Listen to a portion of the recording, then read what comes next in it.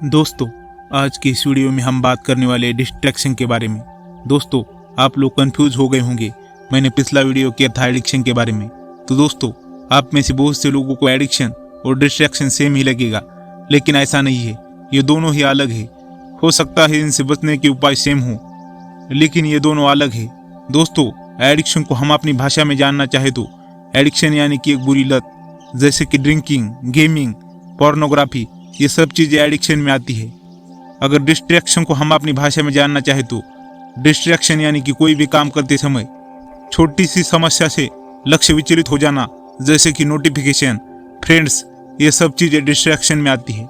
जैसे कि मान लो आप स्टडी कर रहे हो, स्टडी करते करते आपको कोई नोटिफिकेशन आता है, आप तुरंत मोबाइल फ़ोन उठाते हो और देखते हो कि किसका मैसेज आया है, किसका नोटिफिकेशन आया है, और वो नोटिफिकेशन फिजूल भी क्यों ना हो, उस नोटिफिकेशन के चक्कर में हम अपना कीमती समय बर्बाद कर देते हैं और अपने काम से डिस्ट्रैक्ट भी हो जाते हैं।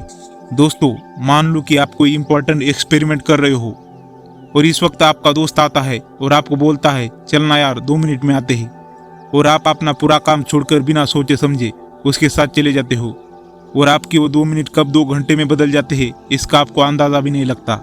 दोस्तों, रियल में समस्या यह नहीं है कि आपको नोटिफिकेशन आया, आपने उसको क्लिक किया और उसके बाद आप रील शॉर्ट देखने लगे। मान लो कि आपने 4-5 रील देख ली और वापस आप अपने काम पर लग गए। दोस्तों, सिर्फ इतने डिस्ट्रैक्शन की कीमत बहुत ज़्यादा है।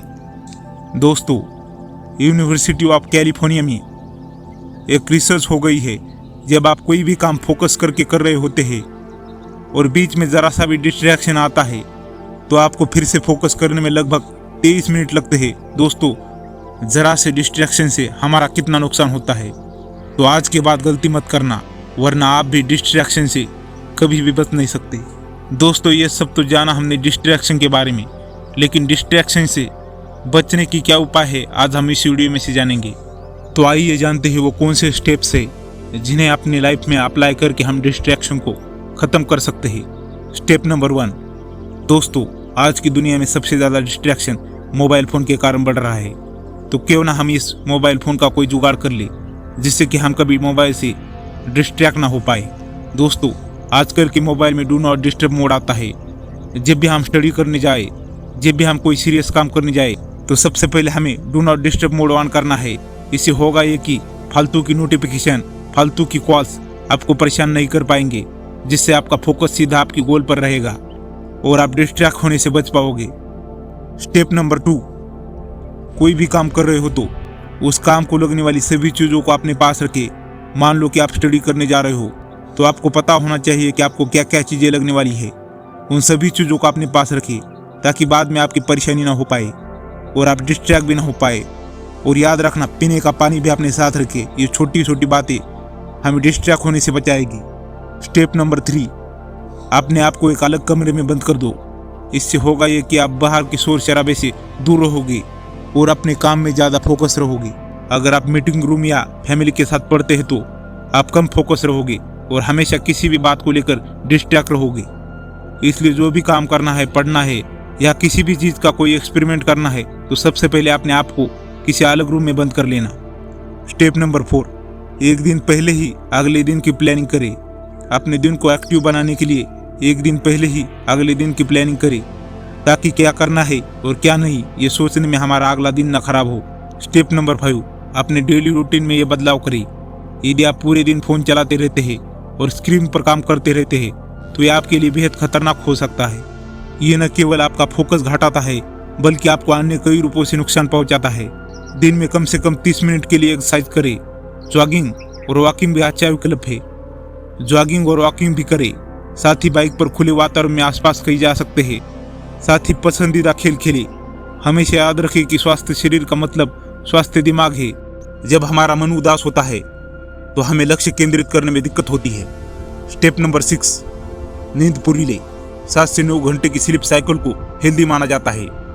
डॉक्टर भी 7 घंटे से अधिक और 9 घंटे से कम सोने की सलाह देते हैं। कई लोग घूमने फिरने के लिए, तो कुछ लोग काम पूरा करने के लिए देर रात तक जागते हैं और सुबह जल्दी उठ जाते हैं, जिसकी वजह से अगले दिन की पूरी दिनचर्या अस्त व्यस्त हो जाती है। साथ ही वे किसी भी चीज़ पर ध्यान केंद्रित नहीं रख पाते हालांकि इसका नुकसान लॉन्ग टर्म में आपकी सेहत को भुगतना पड़ सकता है। ऐसे में उचित नींद लेने और थोड़ा आराम करने से आपको ध्यान बढ़ाने में मदद मिलेगी। स्टेप नंबर 7, मेडिटेशन करें। मेडिटेशन आपके दिमाग के बीच में आने वाले अन्य विचारों को छोड़कर आपको एक चीज पर केंद्रित होने के लिए अनुमति देता है। शुरुआत करने के लिए दिन में 3 से 5 मिनट तक एक जगह पर चुपचाप बैठने का प्रयास करें। फिर अपनी आंखें बंद करें और 34 तक गिने। यह शुरुआत में कठिन हो सकता है क्योंकि मन अन्य विचारों की ओर भटकता है, जो आपको 34 की गिनती तक पहुंचने से रोक सकता है।